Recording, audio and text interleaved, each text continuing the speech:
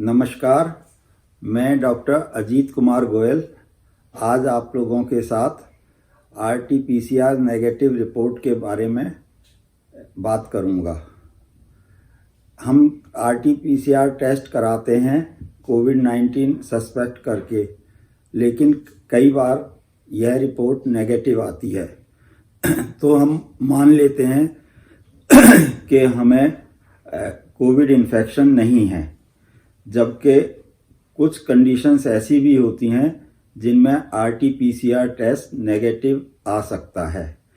जैसे कि यदि हमने RT-PCR test asymptomatic contacts of a covid positive patient बहुत जल्दी करा लिया है, अगर किसी घर में एक कोविड पॉजिटिव पेशेंट डायग्नोज हुआ है और नेक्स्ट डे ही हम उस घर के अदर मेंबर्स का RT-PCR टेस्ट करा लेते हैं, तो चांसेस हैं कि वह नेगेटिव आ सकता है।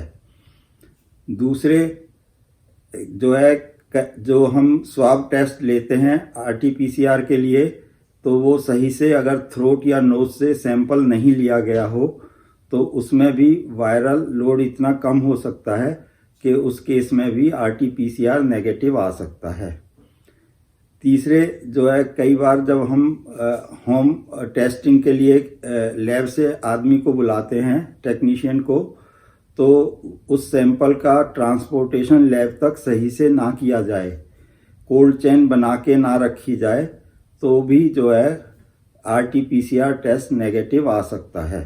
चौथा, अगर किसी आदमी का टेस्ट बहुत लेट किया गया हो, मान लो उसको सिम्टम्स आज शुरू हुए हैं और उसका टेस्ट करने में 7 या 8 दिन के बाद अगर हम सैंपल कलेक्ट करते हैं तो भी टेस्ट नेगेटिव आ सकता है। इसके अलावा अगर हम देखें तो RT-PCR टेस्ट की सेंसिटिविटी केवल अबाउट 80% ही है, तो करीब 20% लोगों में जिनको बीमारी है वो भी RT-PCR नेगेटिव हो सकते हैं। तो अगर हमें हाई रेट ऑफ सस्पिशन है किसी में कोविड इन्फेक्शन का और उसका RT-PCR अगर नेगेटिव भी आया है, तो हमें कुछ दूसरे टेस्ट भी कराने चाहिए।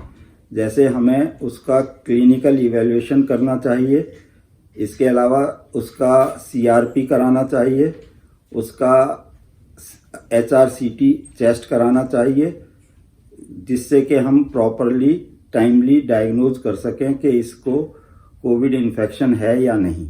रिसेंटली मेरा एक पेशेंट था जिसको सारे सिम्टम्स कोविड के थे कि उसको खांसी भी थी, बुखार भी था, इसके अलावा उसको सांस लेने में दिक्कत होने लगी, उसकी ऑक्सीजन सैचुरेशन फॉल करने लगी, और हमने पहले उसका रैपिड एंटीजन टेस्ट कराया, वो नेगेटिव आया। उसके बाद उसका RT-PCR टेस्टिंग कराया गया तो वो भी नेगेटिव आया, लेकिन क्योंकि सारे सिम्टम्स उसको कोविड के लग रहे थे तो हमने कोविड की लाइन पर उसको ट्रीटमेंट डाल दिया था, और 3 दिन के बाद उसका पेशेंट रिकवर करने लगा, तो हमने दोबारा एक बार और RT-PCR टेस्ट कराया, लेकिन तब भी उसका RT-PCR नेगेटिव आया। तो ऐसे कुछ पेशेंट ऐसे होते हैं जिनमें हमें RT-PCR पर नहीं निर्भर करना चाहिए, बाकी क्लिनिकल इवैल्यूएशन और HRCT भी कराना चाहिए। मेरे इस पेशेंट में भी HRCT में एक्सटेंसिव निमोनिया था। पेशेंट धीरे धीरे रिकवर करके डिस्चार्ज होके घर पर अपना ट्रीटमेंट कर रहा है, अभी वह बिल्कुल स्वस्थ है। धन्यवाद।